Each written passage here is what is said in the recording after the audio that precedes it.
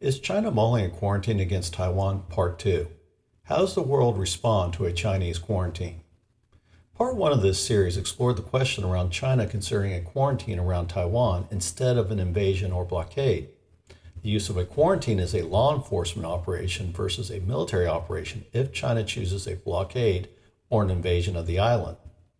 The U.S. and its allies in the Western Pacific have been preparing a series of agreements and military alliances to counter the ever-increasing military aggression of China.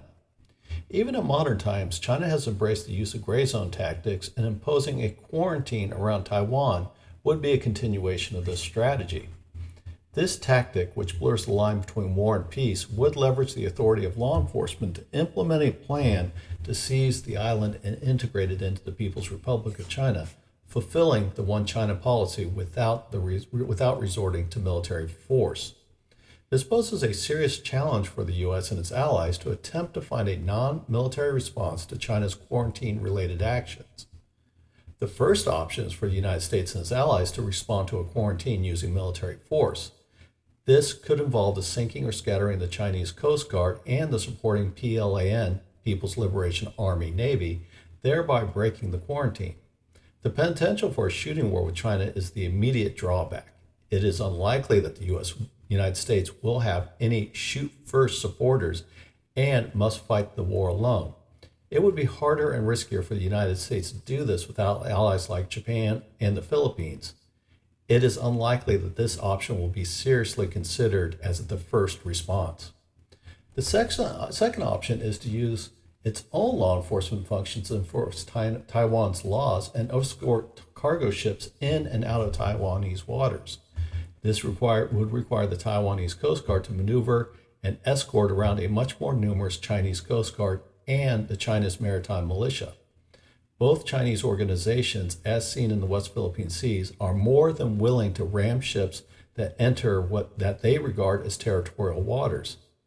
Due to the need to repair damaged vessels, the outnumbered Taiwanese Coast Guard would eventually run out of ships, significantly slowing down the process of escorting cargo ships into and out of Taiwanese ports. This would mean that Taiwan would suffer economic damage to its trade-based economy, which is one of China's primary goals during the quarantine. A third option is to use military aircraft or contracted civilian aircraft to fly into Taiwan and bring in and fly out supplies from the nation. While this can assist in meeting specific needs, the airlift capacity is woefully insufficient to supplant the goods transported by large container ships into and out of Taiwanese ports, which are crucial to international trade in general and Taiwan specifically. The fourth option is not to do anything to break the quarantine, but enact a trade embargo with China that would require the cooperation of Japan, South Korea, the United Kingdom, the European Union, and the United States, including the NAFTA partners of Mexico and Canada. The plan is to economically cripple China by prohibiting the import of Chinese-made goods and preventing any cargo ship that stops in China from entering ports of the international partners. There would also be a need to be a customs regime set up to prevent any Chinese goods from being purchased and imported into these countries through a third party, as well as China from importing goods through a third party. There are many drawbacks to this option, as it would create economic pain for all the countries involved, not just China. Furthermore, it's highly unlikely that such a coalition could form to oppose China. The EU has a larger combined GDP than the United States, but such a policy in the EU requires unanimous consent, and it is doubtful that the EU would consent to such a policy. If the EU or Japan did not participate in supporting the United States, this policy would quickly fail. Another issue is that this does not provide relief to Taiwan and leaves it to its own devices, which could lead to the Chinese abandoning the quarantine and launching an invasion if the U.S. and its allies could potentially ruin the Chinese economy. This would lead to a war in the Western Pacific over Taiwan.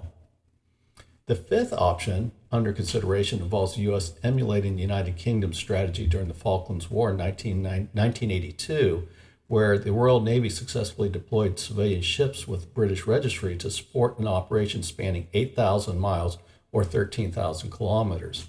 This allowed the Royal Navy to increase its cargo capacity to support a military operation that was 3,500 miles or 5,600 kilometers from the nearest friendly port. Operation Earnest Will in 1988 serves as an example for the U.S., during which the U.S. reflagged Kuwaiti oil tankers to fly the U.S. flag. The United States Navy then escorted these vessels to protect them from Iranian attacks on oil tankers in the Persian Gulf. This was part of Iran's ongoing war against Iraq, known as the Tanker War at this time. An attack on a U.S. flagged ship would be considered an attack on the United States, as a warning to Iran and Iraq not to attack tankers flying U.S. flags under U.S. Navy escort. There are not enough U.S. flagged ships that can carry the cargo required to maintain the volume of commerce passing through Taiwan's ports, but it would be an option. The Chinese Coast Guard would face a challenge in attempting to halt a U.S. flagged ship that is under escort. The U.S. could also try to reach an agreement with international cargo carriers to allow the reflagging of their ships under the U.S. flag, to allow them access to Taiwan ports with a U.S. Navy escort. The problem lies in the likelihood of not allowing these reflagged ships to enter the Chinese ports. As a result, these carriers would need to divide their fleet of international cargo carrying ships between those permitted to visit Chinese ports and those restricted to Taiwanese ports. This decision would be based on their business model, which aims to mitigate the risk to their ships and address the rising insurance costs. Most likely, these international carriers will choose to remain neutral, likely reject the U.S. request, and be willing to submit to China's quarantine rules to avoid a conflict and risk to their ships. This would not impact the U.S. flagships that the U.S. can muster, but it would lack the capacity to keep Taiwan economically viable. The other issue is that U.S. flagged ships being escorted by the U.S. Navy could lead to the People's Liberation Army Navy being involved, and this would increase the risk of war, with the U.S. Navy ships being vulnerable so close to Chinese mainland air cover. The sixth and final option to be considered in this paper is for the United States to enact something like the Carter Doctrine in Taiwan. The Carter Doctrine declared in 1980 that the Persian Gulf and its flow of oil were in the U.S. national interest, and that the U.S. would use military force to defend this national interest. The U.S. can declare that Taiwan is in the U.S. national interest and that it would defend its natural interests with military force if necessary. The U.S. must declare this before the Chinese declare a quarantine over Taiwan. This option has drawbacks of eliminating U.S. strategic ambiguity regarding Taiwan's defense. This unambiguous commits the United States to defending Taiwan as part of the United States national interest. The other drawback is that it escalates tension with China by directly challenging the One China policy. China's assertion that Taiwan is an internal matter, and Chinese declaration that the international community should not interfere in China's domestic affairs. The upside of this controversial decision is that it would basically eliminate the quarantine option for China, because any violation of this new Taiwan doctrine would require a military response. So whether it is the Chinese Coast Guard operation or a People's Liberation Army Navy-led operation, the response will be a military one. The declaration of the doctrine by China would trigger a war with the U.S. The U.S. must also consult with Western Pacific allies to assess the likelihood of receiving support from them, or if it should proceed independently in such an endeavor. This certainly is not an exhaustive list of potential U.S. and allied responses to the Chinese gray zone tactics of establishing a quarantine around Taiwan, as there are potentially other options or variations to the above options. This is meant to demonstrate that there are few good options for responding to a quarantine that does not lead to a war or an eventual absorption of Taiwan into mainland China.